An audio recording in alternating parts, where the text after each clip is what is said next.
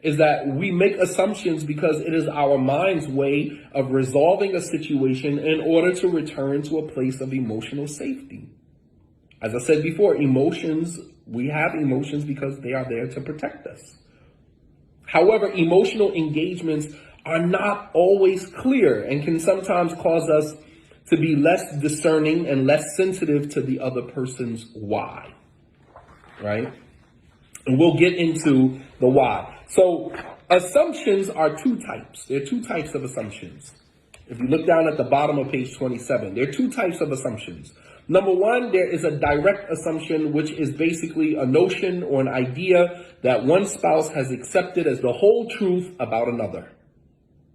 I believe that you are condescending. I believe that you are misogynistic. I believe that you are, a feminist. I believe that you don't like men. I don't even know why you married me. It seems like you don't really like dudes. You don't like men. Like you're always attacking, all men or whatever, but you're not really understanding the deeper why. You're not understanding the deeper why. So there are direct assumptions, which is the notion or the idea that one spouse has accepted as the whole truth about another spouse.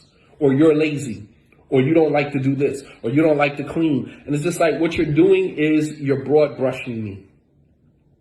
You're taking one incident, one situation that we had, and you're using that to broad brush me completely. That I'm always like this or I'm always like that. No. Deal with me situation by situation. Don't say that you're dismissive, because it might have seemed that I was dismissive in this particular instance. So now every single engagement that we have, I'm dismissive. No, you can't broad brush me like that. Nobody likes to be like that. Everybody wants to be dealt with based upon every individual situation. My response is going to be different in every single situation. Here again, your mind's way of trying to get back to a place of emotional safety. It's safe for you to just say that you are like this, because now you never have to look into each individual interaction that we have and deal with me based upon each individual interaction. You guys follow me?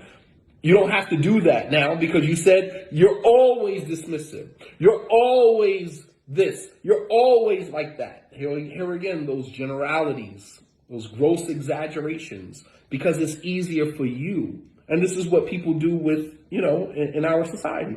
All black people are like this. All white people are like this. Because it's easier. It's easy for us when we do that, rather than dealing with every individual based upon the situation. Go ahead. I was going to say, I find like when people do that, it's like they want to dictate to you how you should respond to stuff based off of their assumptions. There you go. Like, you should have comforted me. You should have talked to me like this, but you were dismissive. You're dismissive. Like, no, maybe I didn't feel the way that you felt about it. And for me, it wasn't, like how you saw it. And you're assuming that I should have, and, you want me to be, a certain way, and I'm not. And right. Now you're dismissive, or you're like this, and you're like that. Like, no, on this particular thing, I'm not the same way that you are. Right, exactly. Yeah. Exactly. You guys, Julie, Jamel, Jamal, Kenyatta, you guys, I need a pulse. You guys following? Tariqa? You? Yes, I'm following. Assalamu alaikum. Wa alaikum salam. Yes, I'm following. Okay. I'm following too. Okay, just want to get a pulse, just making sure I haven't lost anybody. So, direct assumptions, these are the things that we hold about our spouse to be the truth. All right, and they may not necessarily even be connected to any reality, but the spouse assumes that the thought is true and therefore responds to it emotionally based upon that thought. So you assume that your spouse is dismissive, and so therefore your emotional response to that is to not go deep with your spouse on so many issues because you just feel like you're going to be dismissed. And if my memory serves me correctly, at the beginning of our course, I think someone mentioned that, I don't engage my spouse in this way or that way because they're always like this and they're always like that. And here again, broad brushing, rather than dealing with each and every situation individually. because that's easy for you. It's easier for you to just write the person off as this or that. That's easy.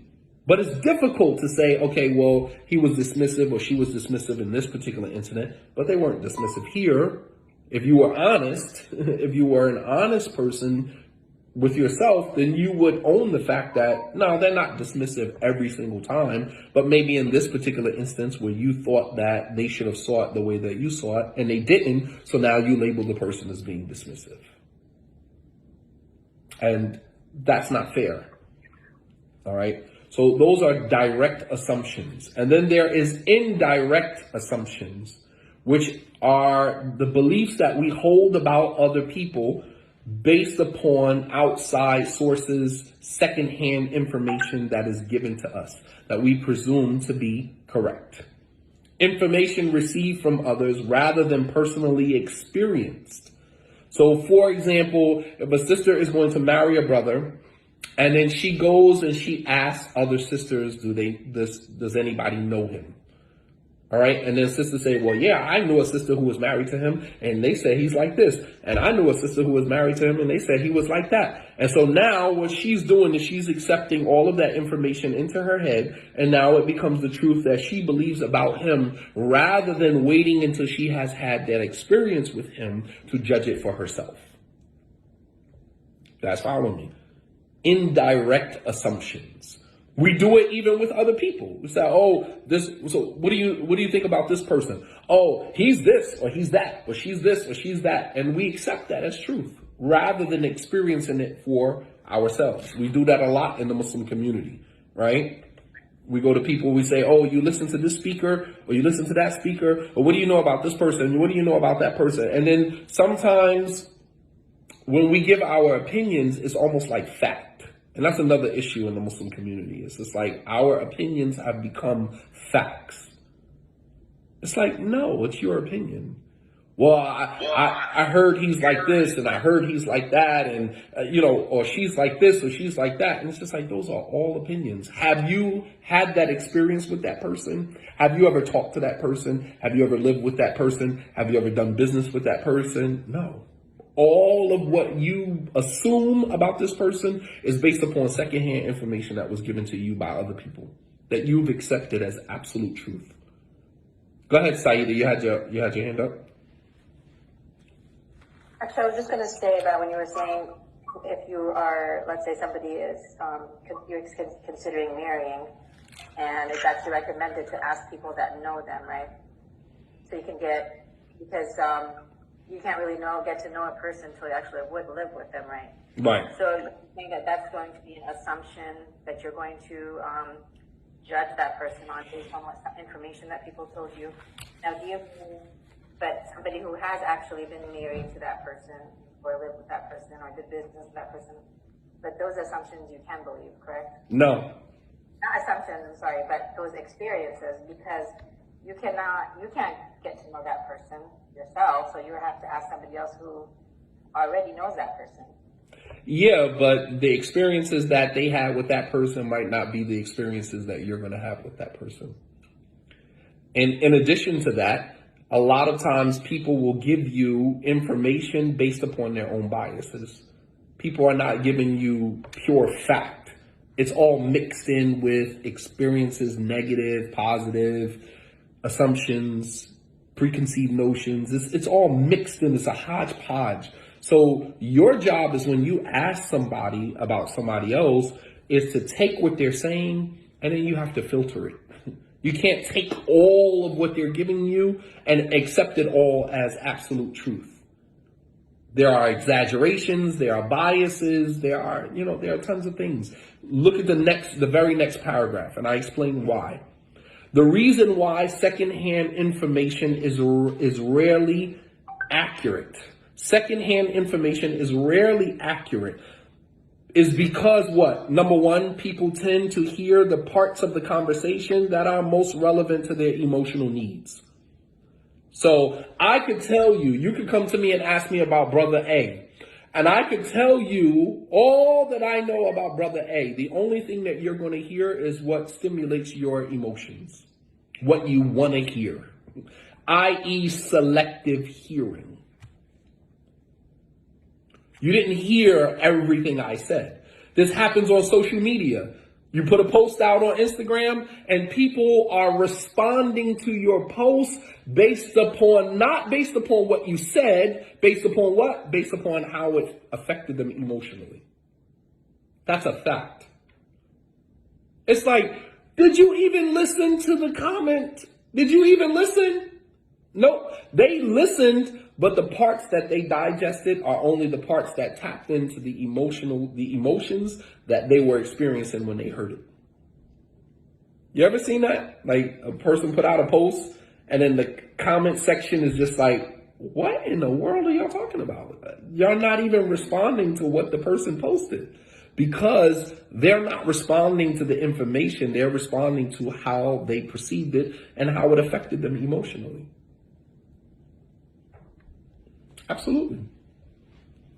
It's called a cognitive bias, meaning we pick apart only what we believe matters to us, only what affects us emotionally. It's a cognitive bias.